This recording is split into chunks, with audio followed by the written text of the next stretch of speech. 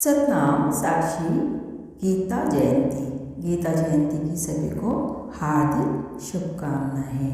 मनमोहन की मुरली ऊपर जाऊं मैं बलहार सखीरी, सुन सुन सुरता बई सुहागिन, पाया आनंद अपार सखीरी।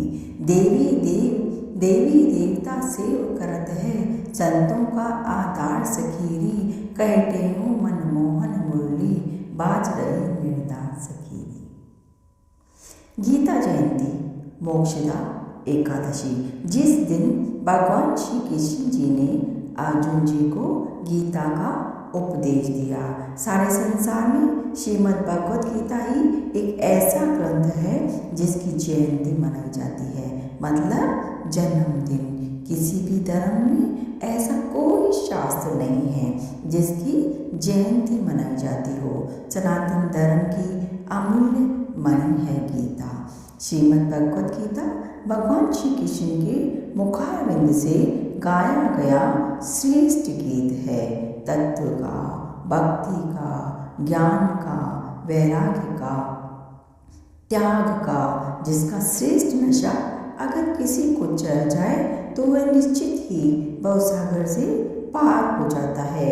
इस अमृत शास्त्र में कर्म योग, भक्ति योग और ज्ञान योग को भगवान श्री कृष्ण ने बहुत ही श्रेष्ठ तरीके से समझाया है। इसे पढ़ने से, इसे सुनने से, इसका चिंतन करने से एवं मनन करने से श्रेष्ठ विचार बनते हैं। गीता में सारी मानवता का कल्याण करने का ज्ञान है। गीता अज्ञानता के अंधकार को मिटाकर हमारे हृदय को ज्ञान से रोशन कर देती है। श्री गीता हमें अज्ञान, दुख, मोह, क्रोध, काम, लोभ जैसे विकारों से हमें मुक्त कर देती है। गीता अद्भुत है, अद्भुत ग्रंथ है गीता। भगवान श्री कृष्ण जी की प्रेम मुरली ने गोकुल में सभी को मुक्त किया, तो योगेश्वर श्री कृष्ण की ज्ञान मुरली ने अर्जुन जी को स्वधर्म की तरफ मोड़ा। तब से लेकर अब तक अनेक ऋषि, अनेक संत, अनेक समाज सेवक और चिंतक, चाहे वो किसी भी देश, काल, धर्म, संप्रदाय, जाति के हों, गीता ने किसी न किसी रूप में सबको मुक्त किया है। भगवान श्री कृष्ण के मुख से निकले ज्ञान अमृत ने सभी को जीवन जीने की कला व हिम्मत दी है। भगवान श्री कृष्ण ने अर्जुन जी को निमित्त बनाकर सारे संसार को जीवन मुक्त होने का संदेश दिया है, क्योंकि श्री गीता कर्मवीरों को उत्साह से कर्म करने की प्रेरणा देती है, तो भक्तों को भक्ति का रहस्य समझाती है, तो ज्ञानियों को ज्ञान गंगा में नहला देती है। वास्तव में तो गीता तत्व ज्ञान का एक अमूल्य ग्रंथ है। भगवत गीता हमें समझाती है कि ईश्वर क्या है, जीव क्या है, प्रकृति क्या है, दृश्य जगत क्या है। परम चरम अनुभूति उपलब्धि के साधन गीता में बतलाए गए हैं। सभी श्रेणियों के लोग इस अमृत गीत से परमात्मा को पा सकते हैं। भगवत गीता के उपदेशों को अगर कोई ग्रहण करता है तो सब समस्याओं से मुक्त हो जाता है, उसके जीवन में पूर्णता आ जाती है, मनुष्य जन्म सफल हो जाता है। भगवत गीता भारतवर्ष का एक अमूल्य दिव्य साहित्य है जो भगवान श्री कृष्ण ने हमें दिया है, जिसके आगे सारा संसार नतमस्तक है। एक ऐसा ग्रंथ जो कोर्ट में, अदालत में साक्षी रूप से हाथ लगाकर सत्य बोलने की शपथ दिलाई जाती है।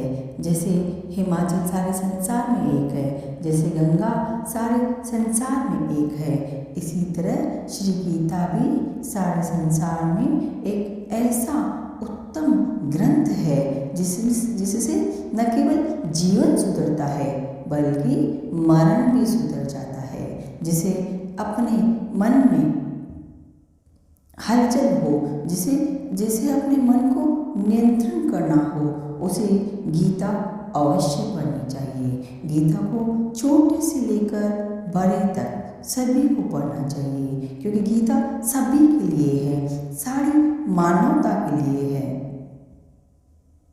मानवता का श्रृंगार है गीता। हर घर तक गीता पहुंचनी चाहिए, ताकि हर घर के हर व्यक्ति का आत्मबल बढ़ सके, क्योंकि गीता कायरता को वीरता में बदल देती है, विषाद एवं दुख को दूर कर देती है।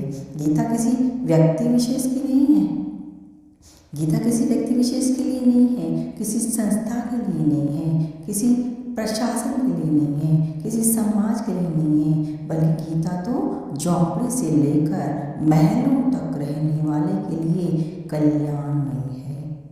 हर व्यक्ति के लिए है गीता, क्योंकि गीता में सभी के लिए उपयोगी संदेश है।